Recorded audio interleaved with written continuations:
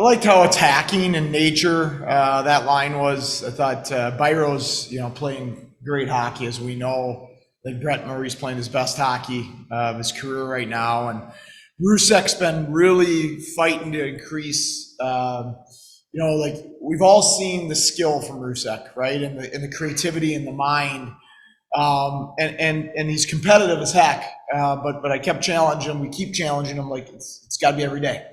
It's not just good enough to be skilled and talented, and that's always there. His talent, his skill, his creativity is always there.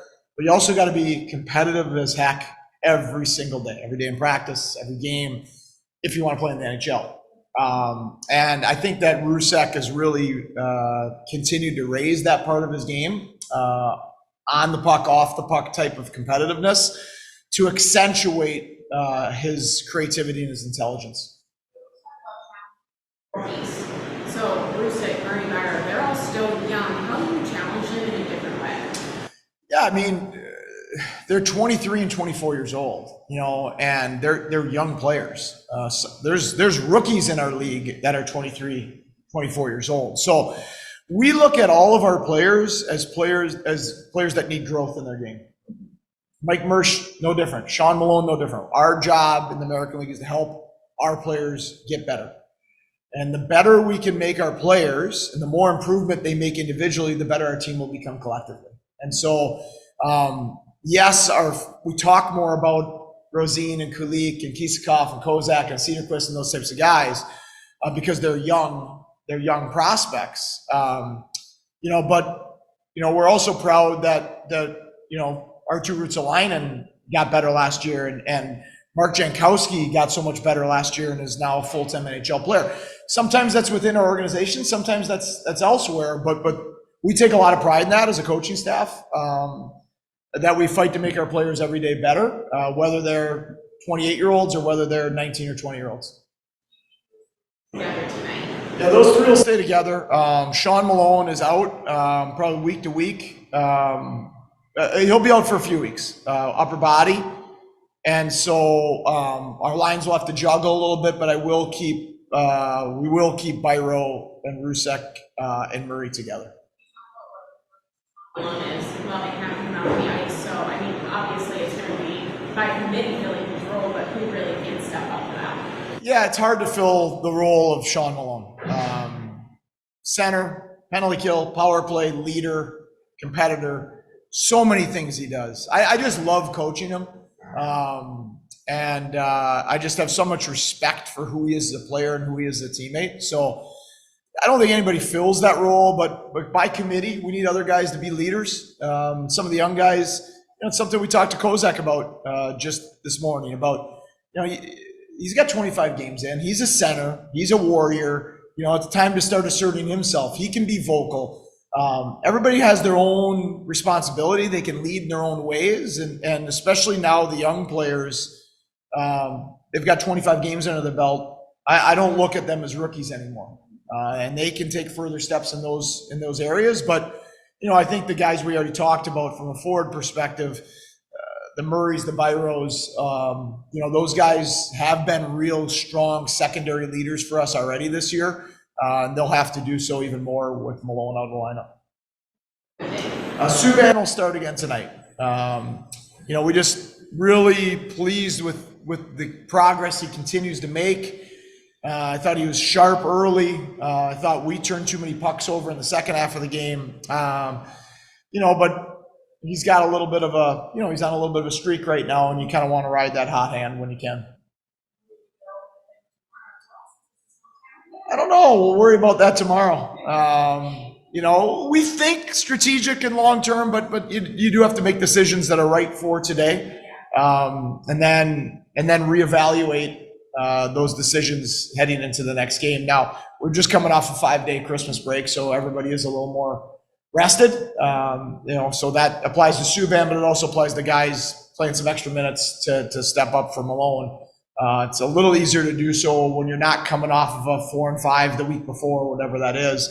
We're probably as fresh and rested as we'll be at any point in the season. So it's a little easier to make up some of those minutes.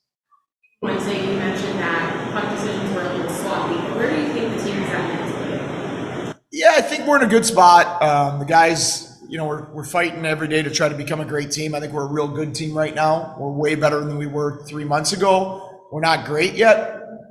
We feel we're on our way, but we got a lot of work to do. So we showed some video yesterday and talked about it. It's just what happens when you're a little out of game reps and maybe a hair out of game shape. Usually when you get tired, bad decisions accompany being tired. The brain's the first thing that shuts off, it seems like. So, second period, shifts get a little longer, you get stuck on the ice, start making some decisions that wouldn't normally be made when you're fresh. And all of a sudden, really, Utica didn't do much to get back in the game, and then they scored 2 goals like that off turnovers. Now it's 4-2. And then I thought Utica was really good after that, but you don't want to give anybody any momentum. That game should have been over after the second period. It probably should have been 5 or 6-1 at the end of the second. Instead, it's 4-2 because of the turnovers, and now you're in a dogfight. So when you have a team down, you want to step on their throat and finish those opportunities off.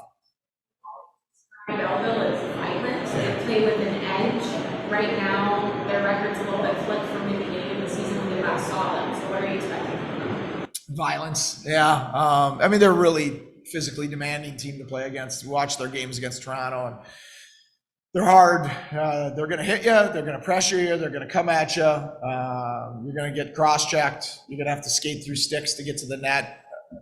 You have to earn everything against them.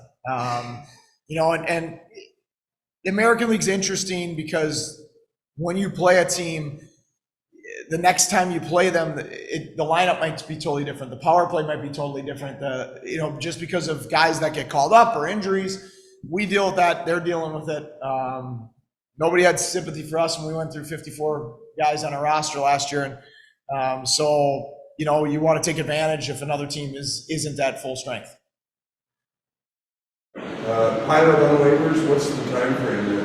Well, 2:00 is the waiver line now. They moved that. The waiver got moved to 2:00 last year from noon. So it'll be 2:00 today. We'll find out whether he gets assigned to Rochester. Would they be planning on sending him? If he clears, yes, he'll be in Rochester.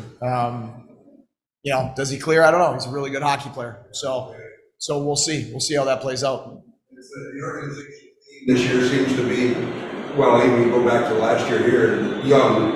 And I look at the power play last night, and there's Quinn and Turka and Power and Darlene, and I think the old guy on that power play even was Olofsson. So the young thing seems to be working, isn't it? Well, young can work when you draft the right way, and we have to develop the right way. So we all like where the trajectory of our organization right now, but we all know that we have a lot of work to do. We have a lot of work to do in the management side and in the scouting side, the drafting side. We have a lot of work to do with player development and then getting us the players in Rochester to develop them.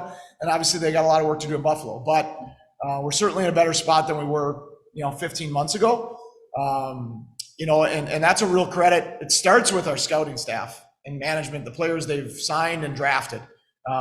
Because we can do whatever we want down here, but if they're drafting not talented, not good kids that don't want to work hard and aren't coachable, there's nothing you can do with that, right? So it's a real credit to our management team and our scouting staff, the job they've done since Kevin's taken over and the amount of quality players and people that we've drafted, because you can really help driven, talented young men that want to be coached. You can help them grow their games a lot. But when that other piece is missing, whether the talent piece is missing or the character and coachability piece is missing, it's really hard to help those players grow their games. So it's fun to see last night. It's fun to watch. Really, really happy with what they're doing up top and with a great job that Donnie and his staff are doing. But we still know we have a lot of work to do. On Luukkonen at the next level, at the NHL level, how does he faring there in the field? Upi seems like he's settled in now. I thought the first number of games he played up there were a bit of all over the place, which is normal. No different than when a goalie comes here for the first time. It's a little, the step to the American League's faster, smarter. plays happen a little quicker, shots are a little more accurate. Then the step to the National League is obviously even more so. So what's been nice to see the last couple games in the Western trip for Upi and then the game last night is he seems to be settling in. He seems to have picked up the pace, not only the pace and the speed, but it's the mindset, the extra plays that are made and the creativity that those players have at that level. So he's doing a really good job, and it's been fun to watch. And I'm thinking that he's making those moves. He's anticipating more now than earlier, faster. He's reading the play. I think that's an underrated component of becoming a great goaltender is hockey intelligence. Because it doesn't matter how fast and athletic you are, if you're behind mentally on the play that's about to be made, especially at that level, you're going to pay for it. So he does seem now in the last 4 or 5 starts he's had, he seems to be on top of those things mentally and is putting himself in a better position to be successful. Exciting times. Yeah, it's great.